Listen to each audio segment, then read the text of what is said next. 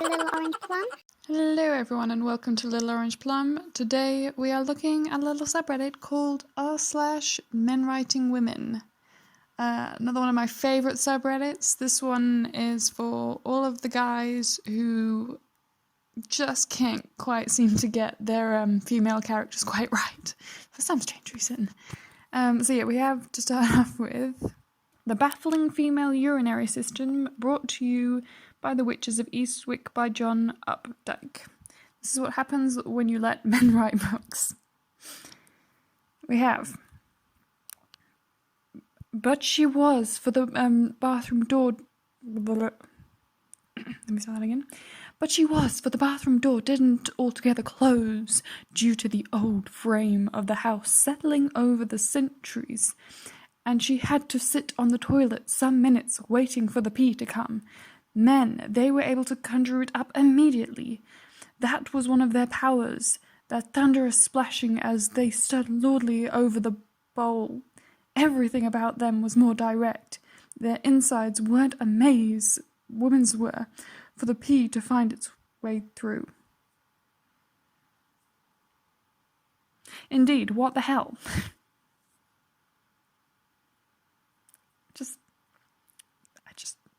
What? What?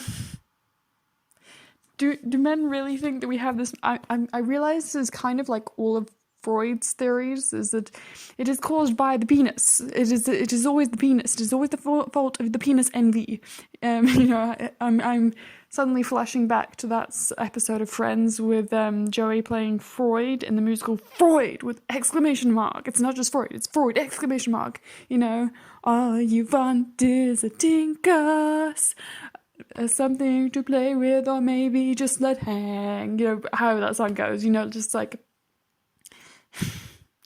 dear male gender, you double over like babies when you get even tapped in the nuts. We're not that jealous of your penis. Like, I know you want to think that your penis is amazing, and the girls are really, really jealous. We're just like, we really wish we were guys, but just really not that envious.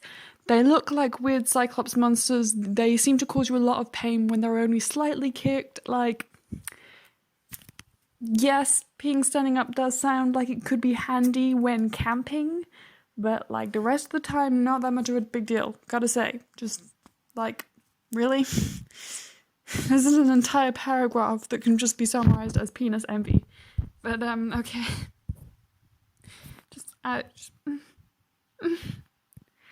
Why do men think this? I don't know. Anyway, we have nothing like a good warplane. He lay on his side and watched her breathe, her breasts, the sweep of a flank defined with the functional elegance of a warplane's fuselage. Her body was spare, neat, the muscles like a dancer's. So this guy has a fetish for planes, like he's got an aircraft fetish.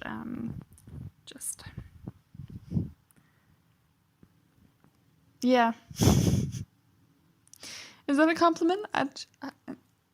She had a body like a fuselage? Is that a compliment? I can't tell. But it's kind of an awkward way of describing it. We have Crash and Burn by Jane Pendon. Okay. So we have is this a girl in Men Writing Women? Okay. We have, I was the top of my class, Yale Law School. I had my pick of any job, any law firm, any city. New York, Chicago, LA, Paris. I chose Miami. It's because of him. Beau Grant, the sharpest lawyer I ever met, running an elite law firm with a reputation for winning every case. From the moment I met him, I knew he could teach me everything. I want to work for him almost as much as I want to sleep with him. But what does he want from me? I mean, to be fair, this is kind of the plot of Legally Blonde. So, it was kind of good when it was on Legally Blonde because it was, a girl who clearly hasn't thought much past the superficial and kind of never gets taken seriously and so just doesn't try to be serious, who like goes to Harvard Law to be with a guy and then realizes she can do better than him. But like, I'm really hoping that this story also ends with her realizing you can do better. Like, seriously. I feel like this is this is a man writing an explanation of why he is being investigated by human resources for sexual harassment. I feel like she specifically organized her whole entire law career. She went to law school, trained for the better part of a decade, fought off intense competition, and passed up every other job opportunity, even 6 and 7-figure salaries, job opportunities all over the world, to go and work in his law firm because she just wants to sleep with him that badly. Literally sounds like a man explaining to the Human Resources Department why he is now being investigated for sexual harassment. Like, really? This is definitely got to be, unless it's got to be one of those two things. Either this is the story of a woman figuring out that she can do better than this guy that she's trying to sleep with, or this is the story of a guy explaining how he's delusional about why he was convicted of sexual harassment. Those are the only two possible stories where this makes any sense to me. Just wow. Next we have Quicksand, Steve Toltz. Through a gauze of mist, a brunette, tall, and from where we were sitting, seemingly riddled with breasts. What? From where we were sitting, seemingly riddled with... Yeah, that's what it says. Kicks the water on the sunlit torso of her blonde companion. Yeah. Mm-hmm. She was riddled with... How many breasts did she have? Is this like that thing in... Have any of you guys seen that Star Trek movie? It's the one with all the breasts, basically. I think that the plot has something to do with trying to get the Klingons and the Romulans to agree, and then they get abducted by Cyborg, and then they have to go and find God. It's the bad Star Trek movie, not the good one. But yeah, it's the one with that William Shatner directed, and there's a cat lady who has 3 breasts. I feel like this is the description of her, because that little cat lady, she was riddled with breasts, to be fair. She had like 3 of them, as I say. Okay. She was riddled with breasts. Okay, so I'm gonna do one more just to finish. Hold on. Let me look. Nope. I'm gonna do 2 more, because we got time for 2 more. Okay, so next we're gonna do World Without End by Ken Follett. We have pies, Ralph said. I'm more interested in eggs. He picked up one of the eggs on her tray and fondled it suggestively. Then he put it down and touched her left breast. It was firm to his fingertips and egg-shaped.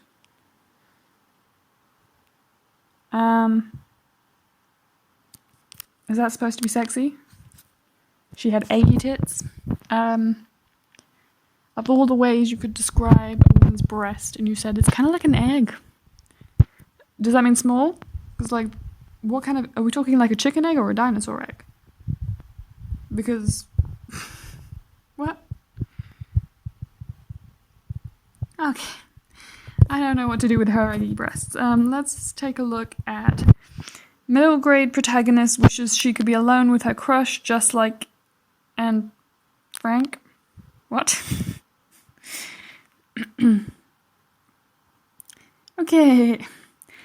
So for our final post we have, someday I'll look back and read who I was at almost 13. Have you ever read the diary of Anne Frank when she was only 13? Anne's family and some other Jews had to hide away from the Nazis in a cramped warehouse room. Eventually Hitler's men found them. Anne died in a concentration camp. We kind of know, it's kind of a famous story, but okay, keep going. Just before her 16th birthday, but Anne lives on throughout her words.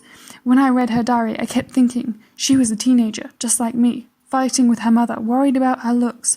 I'll tell you one thing Anne was lucky about. She got to spend all that time alone with a boy she liked. I'd love it if JFK and I, what? Yep, what? I feel like there's a certain level of stupid that you have to read the Diary of Anne Frank and think, I wish that was me. Like, what? What? What? I just and apparently this was also written by a woman as well. Like,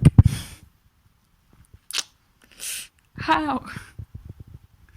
I mean, I understand the whole girls relating to Anne Frank because it's a literal diary of a teenage girl, and so of course a lot of teenage girls can kind of relate to some of the stuff in there. But really? I feel maybe this is a hindsight thing, you know, what with us all being in quarantine. I feel like a lot of girls right now would kind of recognize being stuck somewhere and literally not being able to leave with anyone can kind of turn into a drag real quickly. Like, it's only been a couple of months, and this girl had to stay trapped with this guy for 3 years and then only got away from being trapped with him when she died. Like, just what? And I feel I don't know. I feel like this is kind of one of those things where someone read the cliff notes of Anne Frank or just wasn't really paying attention and kind of understands the gist of the story, but kind of didn't really, like, you do remember all the points where it was, like, really super awkward and uncomfortable. You know, like, every single time you need to fart and you're, like, trapped in a very small space with your crush. There are a lot of very awkward moments to being trapped in a confined space and having no privacy whilst with your crush. Like, literally every single time that you've had a crush on someone and you wind up saying something really, really dumb to them because you're just, like, super nervous and then you just want to run and hide. Now imagine you're trapped in Anne Frank's annex and you literally can't run away or the Nazis will get you. Like, I feel like even if you were a middle school aged protagonist, I feel like most middle school aged girls have already probably said something dumb enough to their crush that they don't need to know, and they don't want to be trapped with their crush. They don't. No. Also, that's a kind of a scary thought, like, literally trapped. Like, is this a story about a teenage serial killer? Is she a psychopath? Because you want him to be trapped so that he cannot run away from you. I feel like I should sympathize more with this boy because he has some creepy girl who wants to trap him. Just, like, obsessing over him. I'm just concerned for this poor boy.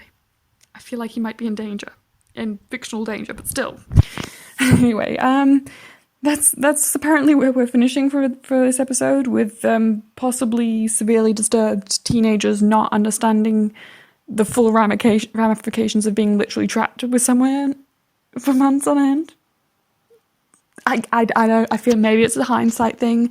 Maybe the author, who is now probably quarantined somewhere, is looking at this passageway and is thinking, shit, that seems really, really dumb in hindsight. Like, being trapped somewhere and not being able to leave your house kind of really sucks, doesn't it? But yeah, so that's where we're finishing today. If you don't subscribe to r/Men Writing Women, I would. If you're reading anything and you find any weird passages like this, please share it with the group. We want to hear. And if you enjoyed this video, please like, comment, subscribe, all that good YouTube stuff, and I'll see you guys next time. Bye!